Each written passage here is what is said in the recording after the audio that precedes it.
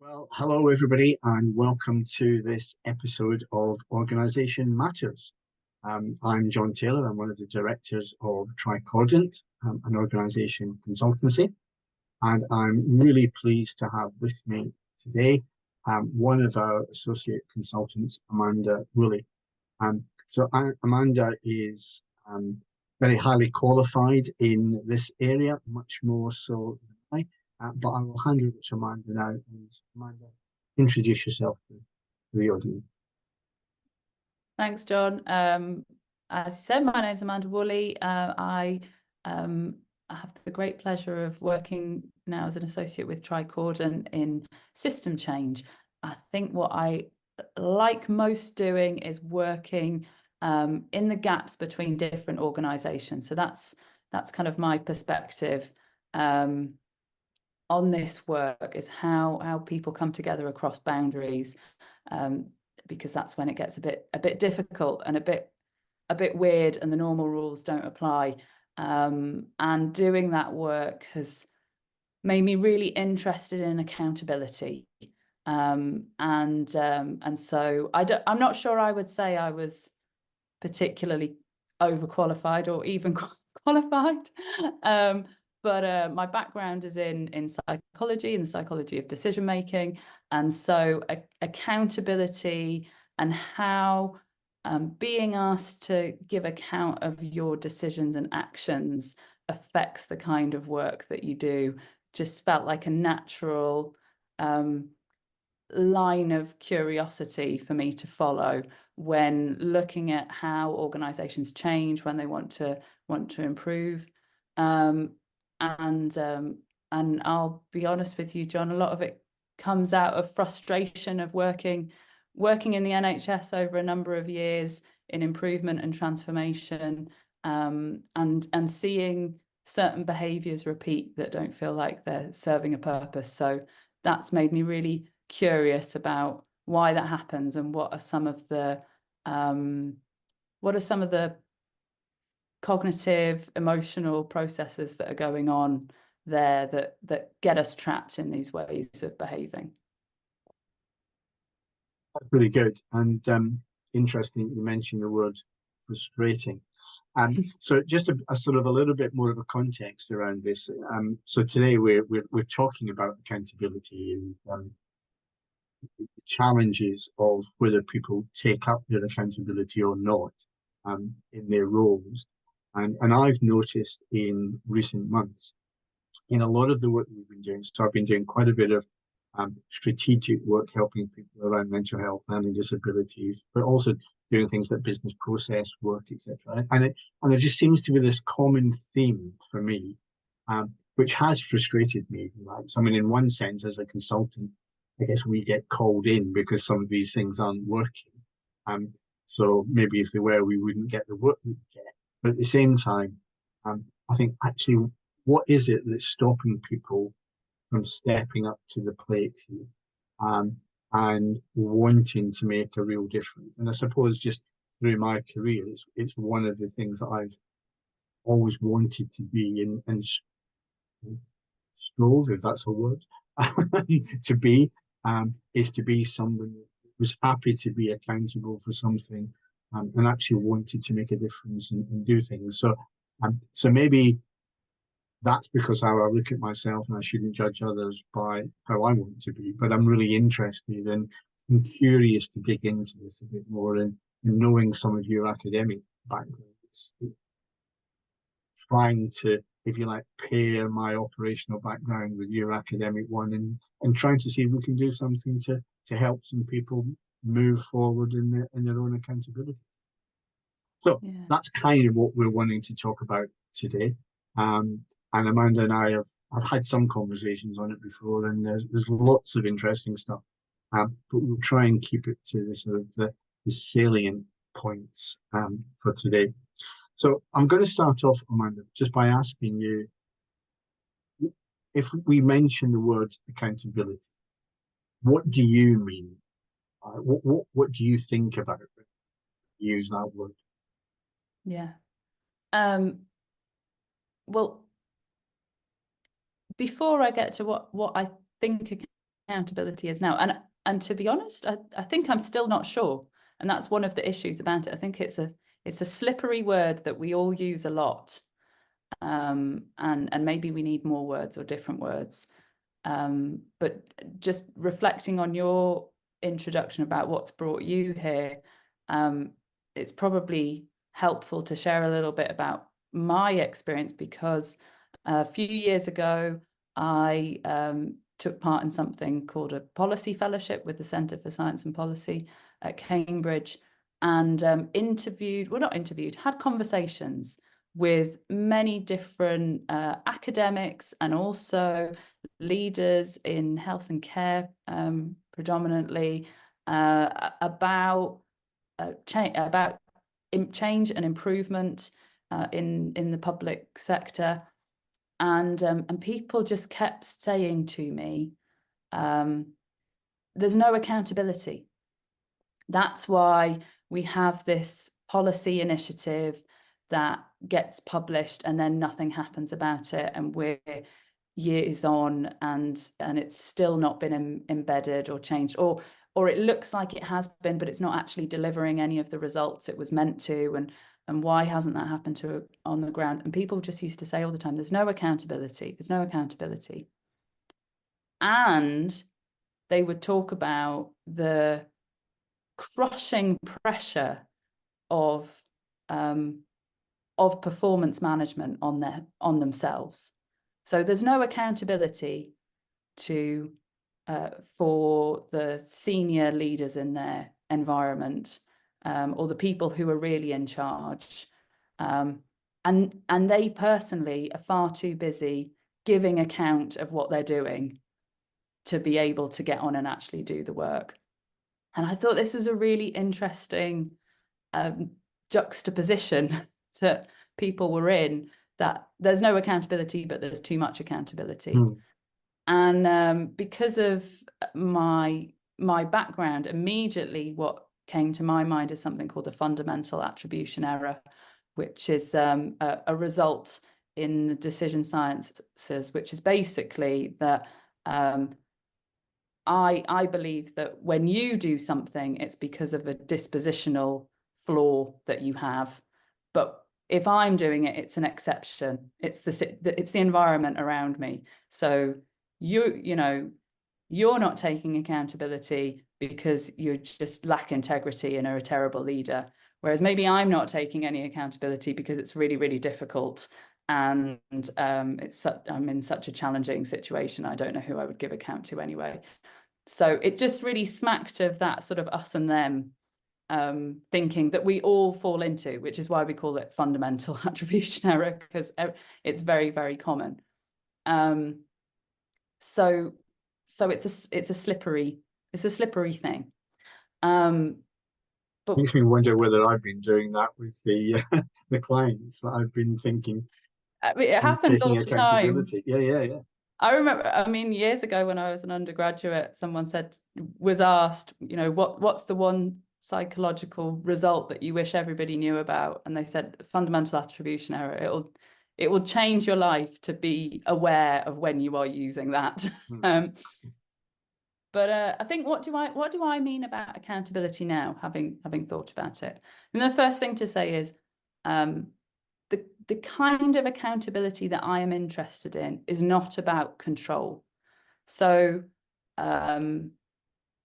perhaps more so in the past, accountability was about compliance and organisational control.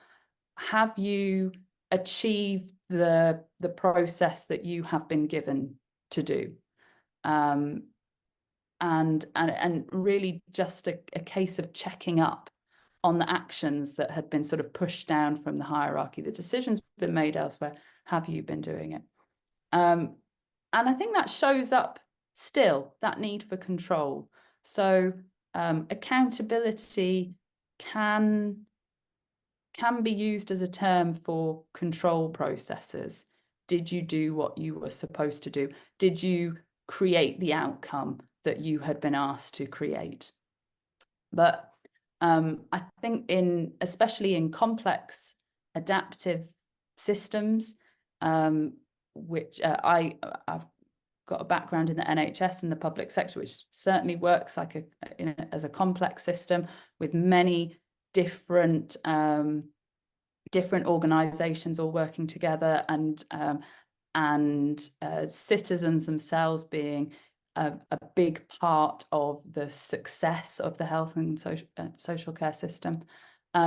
Control doesn't really work because it's really difficult to hold somebody accountable for something that they genuinely could not control the outcome of. And the fact is that most of the outcomes that matter most, the things that we really want to hold people accountable for, no one person or even team or even organisation can own or control that outcome.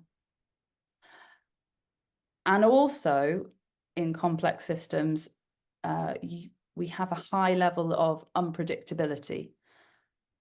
And it's really difficult to hold someone accountable for something that you didn't even know needed to be done at the point when you made them accountable.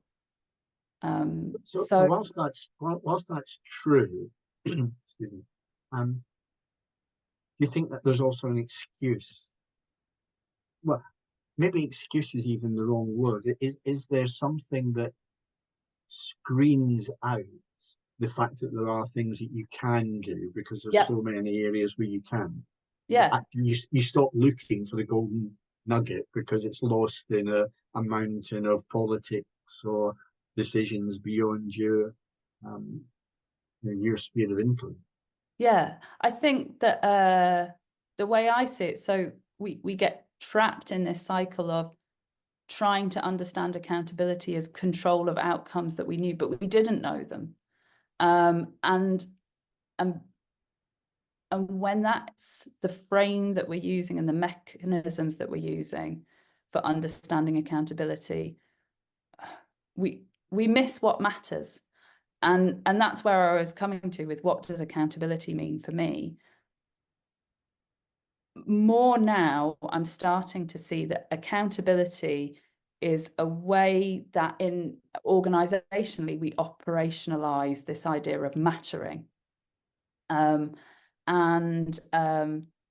Mattering as a psychological construct is defined as feeling valued by and adding value to self and others. And it's a really important feature of work in our current climate.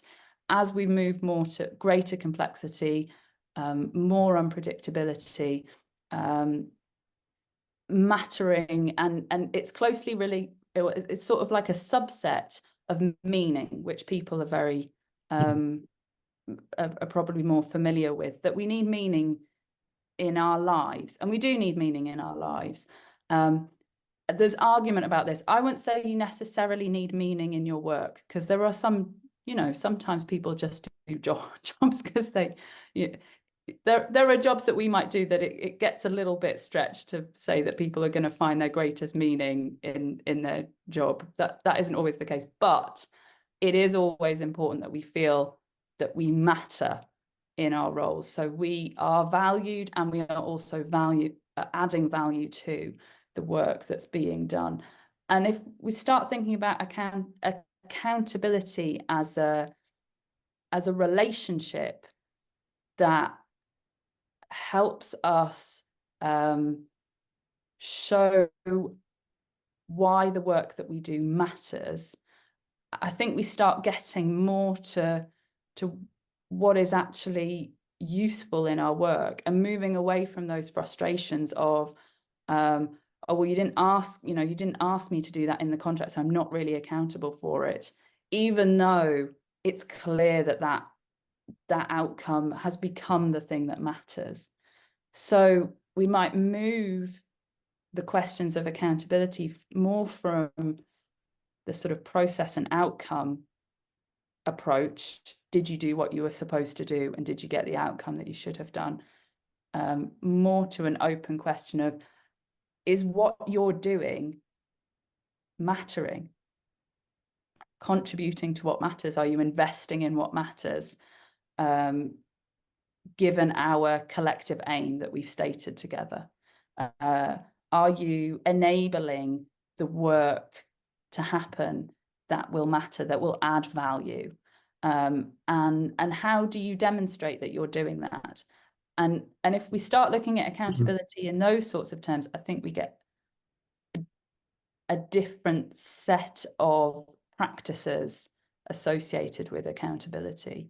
And I mean, I don't think that this is done much yet, but that feeling of unease with the current routines that we have about organisational controls mismatching with what matters, is the frustration around that is building, and we need a new way of talking about accountability and putting it into action. Because I guess, you know, part of what I think about when you talk about what matters is this whole thing about, am I going to be brave and step out of my comfort zone? I mean, we talk a lot in organisation development terms about leaning into discomfort, and we often talk about that just in terms of, you know, maybe asking someone to explain an acronym or something in a meeting, you know, at that kind of level. But I think there's a leaning into discomfort in terms of, actually, no, I'm going to put myself out there. I'm going to make myself accountable. I'm going to make a difference. I'm going to see this situation change, because actually it really matters to the people that are affected. And I don't want to give too much detail because I don't want to talk specifically about clients, but you know, I was working in the sphere of learning disability and autism, and it's an area where when you get to a certain type of the work, you're dealing with relatively small numbers. It's relatively small numbers of people whose life is really impacted. And I couldn't help but think that actually with those small numbers, suffering from something that really matters to them, there are people who could help make a difference. That somebody needed to step forward and say, hang on, I'm going to do something, rather than just continually look at the same charts and see the same numbers and not do anything about it. And it's this thing about, does it matter within an organization? There's just the same small number of people suffering from something this year as did last year. So is the mattering getting confused between what matters to an organization and what matters to the person that we're providing the service to? And that's kind of the area for me where I see that there's some sort of conflict and people needing to get their act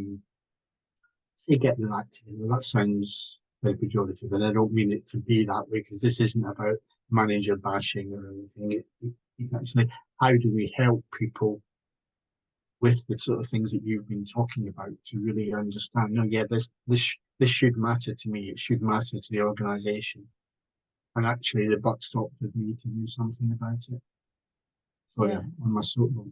No, I think that point about the conflicts of needs is really an important part of this. So something else from the psychology literature is there's a concept of something called felt accountability, which is your personal experience of being held to account, your sort of subjective perception.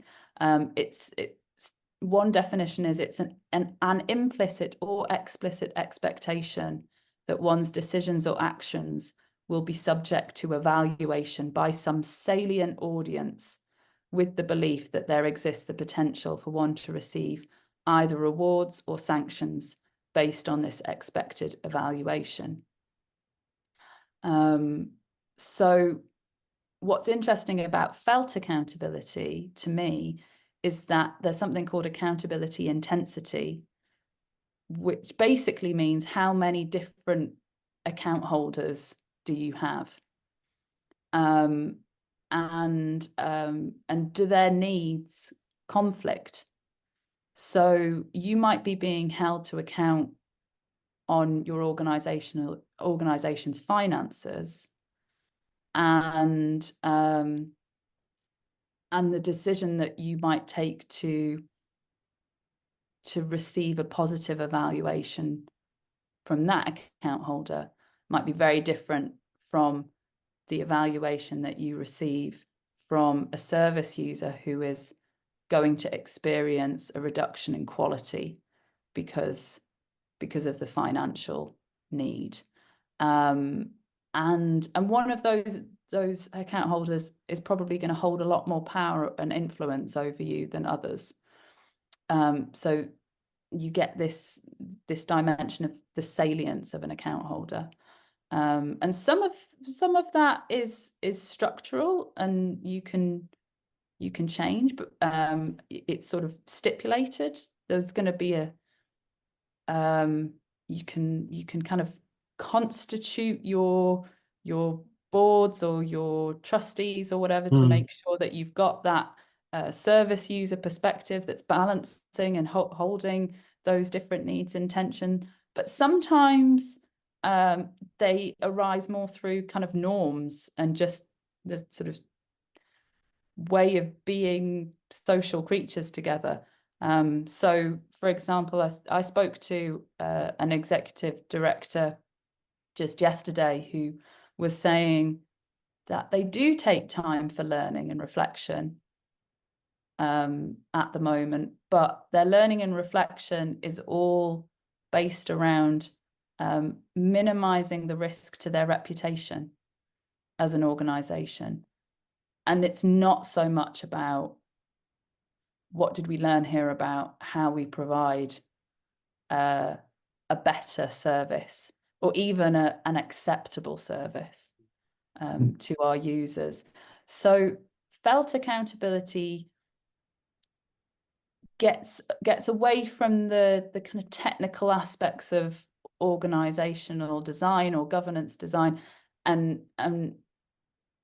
makes us think much more about our personal decision making and actions and the subjective experience that we have that might affect that. And I think there's one aspect of that, which is that the web of account holders that we have around us as leaders in an organization, which might be people above us with more authority than us, and power, influence. It might be our own team members, it could be our own family, it could be the users of whatever service or product that we're engaged with. And we have this dynamic web of people around us who will evaluate the work that we do, and those individuals can be more or less salient at different times. And some of that salience can arise without us really being particularly intentional about it. And then the other part of it, in that definition I gave, it was about, and a part of that is the belief that there will be a reward or a sanction based on your evaluation. So particularly, I think in public services, for example, service users are not really in a position to provide a reward or sanction on decision makers, but those further up an operational hierarchy are. And so without some conscious intention towards making their concerns, their needs, the needs of service users more salient to us in our decision making, actually they're always going to be downplayed compared to the people who can reward or sanction us. So it becomes easy, doesn't it, to not step up. Like you say, you need to be brave, but then there's a question about oh, what does that mean, needing to be brave at work? What does that mean for our kind of culture? So that's probably good prompt to move on to another question, which is really, what part do we think organisational culture plays in whether accountability is picked up on? Do you have any particular thoughts on that?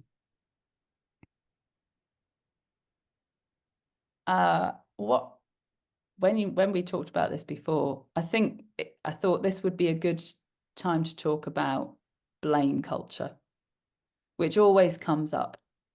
And I'm interested, actually, John, in your experience of organisational cultures and kind of punitive cultures or blame cultures, how that showed up. And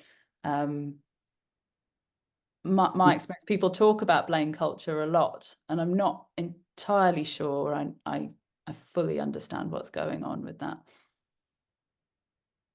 It's really interesting that in probably over the last year, I've seen much more of this, it's their fault. It's they're to blame. And, so whether people are blaming national politicians, local politicians, whether it's people within, I mean, obviously because we do so much work within the public sector, we're very heavily involved in with ICF, the new integrated care systems, and collaborative working. So we see a lot of this collaborative system working. And yes, there's lots of the sort of forming, storming, norming kind of thing going on as people get used to working with. But equally, there's lots of, well, it's not our place to do this, it's somebody else, or somebody else should have done it. And I don't think I want to get to the place of saying that it's necessarily blame. A lot of it is probably a lack of clear definition as to who's responsible for something, and assumptions being made in different parts of a system or different parts of an organization. I mean, we even have it in our own small business. The assumption that certain people will pick up doing something when actually that person doesn't think it is there. So there's something about just bringing in that clarity. But equally, one of the sort of modules that we use quite often in our organization development is Lencioni's 5 dysfunctions of a team. And, the lack of accountability is, it's the second from the top item in the 5. You start at the bottom with the lack of trust, and then the fear of conflict, and the lack of commitment, all leading to the absence of accountability. And of course, when you've got all of that, you've got this thing at the top of Lencioni's triangle, which is the inattention to results. And I suppose that's the bit that's driven me, is that when we're looking at why are people stuck, why are people not getting the results that they want, why are they not moving forward, actually we can backtrack down Lencioni's triangle quite a bit, and that if you've got that sort of blame going, the absence of trust, the fear of conflict, the lack of commitment, those sort of things really can be in evidence. And I think there's, again, that takes us in. We've been doing a lot of work recently on behavior profiling. We use a particular tool called PRISM. And as I've got more into understanding that and seeing how individual behaviors manifest, particularly within a team, and that starts to make me realize, okay, if an individual's behavior is such that they're not driven to see results, so you could be a very friendly, personable, likable, creative person, But actually, if your job role that you're now in is one where you really need to see change and you need to see results, your behavior profile actually doesn't match, then the way that you act can be much more of what you were talking about at the beginning in terms of control. You try to control people, try to control situations because your natural behavioral style isn't one of knowing how to get proper results out of people, even though you might be very personable and likable. So it's how does a team come together and say, well, actually, if that individual hasn't got the right behavior profile, other people in the team may do so. So how do we work together in a team? Because accountability, I don't think necessarily has to be an individual sport. It can be a team sport. I think it is a team sport. And the more it becomes a team sport, the more that a team, an organisation, a system gets out of any level of stuckness, because it's not just down to an individual. So each individual plays the part, but actually it has to be the team. So that's a sort of a long-winded view about it. I see when we talk about accountability, I see it much more about being a relationship than a task. Yeah. So taking accountability is a relational act about how we want to continue doing the project that we're on. And it does involve a level of social discipline. That's what it's in place for. It is about rewarding good behavior and sanctioning poor behavior. And that is okay when it is done in service of community and relationships. I think that's a normal part of how humans rub along together, to establish boundaries and hold boundaries with partners. Interestingly, I had I hosted a conversation with leaders around accountability and in complexity in public service, and somebody who was involved with both public service and private sector work, their experience was that this sort of tangled upness with accountability and people not taking accountability was much more an issue in the public sector. And their reflection on it was that the discipline of going out of business is strong enough. So it kind of gave everybody it gives a sort of a very strong and singular disciplining factor to work towards. If you run out of money, you run out of money. And so there aren't so many needs in conflict because you're not weighing the money against the outcome, against the time. That's just what it is. With public service particularly, I think it's more difficult because actually we want our public services to be forgiving. We need them to keep going.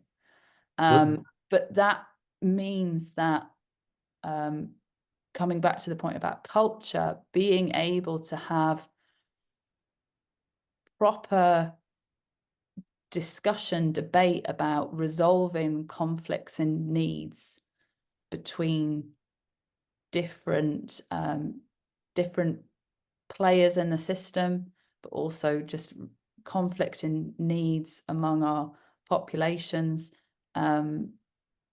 We need to be able to do that. And you mentioned about the 5 dysfunctions of a team.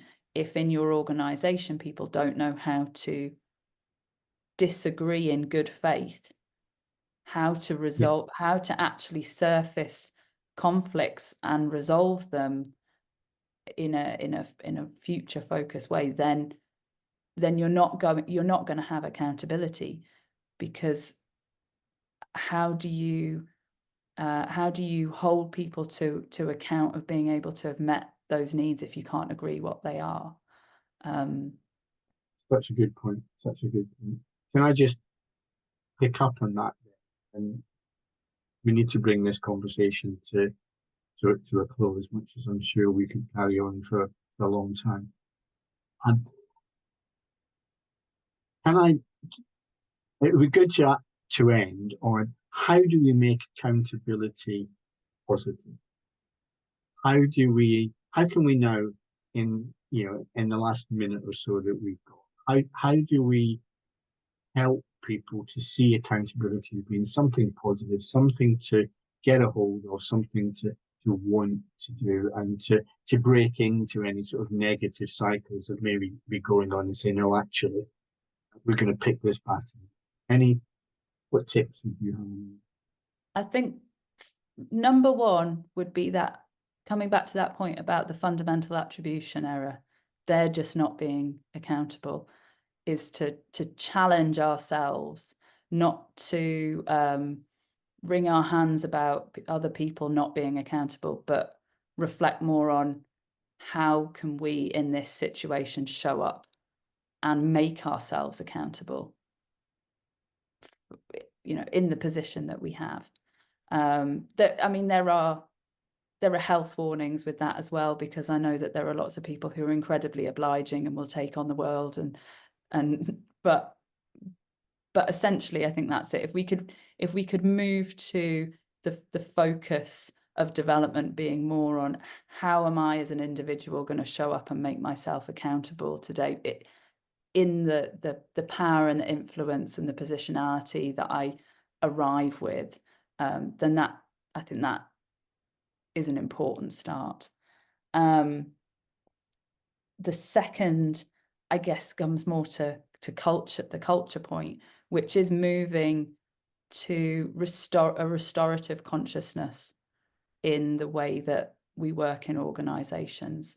How can we move from control to a relational approach to working with each other, where we are where we see each other as equal partners in a collective endeavour, and we've agreed what that is, and we're always looking to how we continue to build our relationship and our community towards that collective aim, in a very future focused way, and use that as the basis of resolving conflicts which arise. People come into conflict all the time, so we have a really clear aim of what it is that matters, and therefore what we are actually accountable for.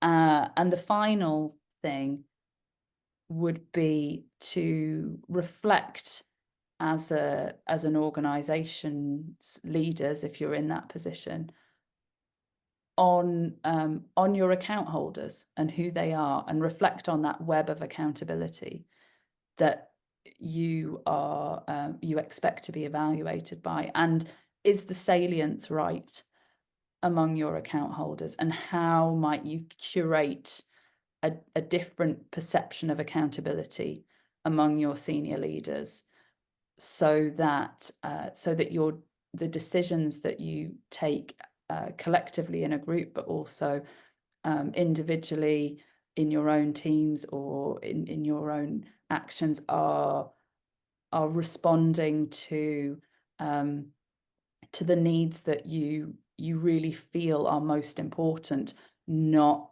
just the account holders who have the most the biggest threat and the biggest stick over you. Those would be my three. Really, really good ones.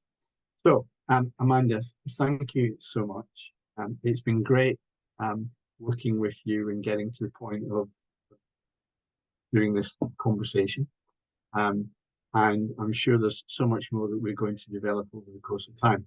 And I just want to thank everyone who's watched and listened to this conversation, and just say that there will be and are more resources on our website, tricordant.com. So please feel free to have a look on the website and see what else is there. And there's also a facility on the website to contact us, and we would love to hear any other comments that you have and how you might like to add to the conversation. So thank you very much. That's it for now. There will be further episodes of Organisation Matters coming up on the website and on YouTube. So please feel free to enjoy those as well. But for now, thank you very much indeed.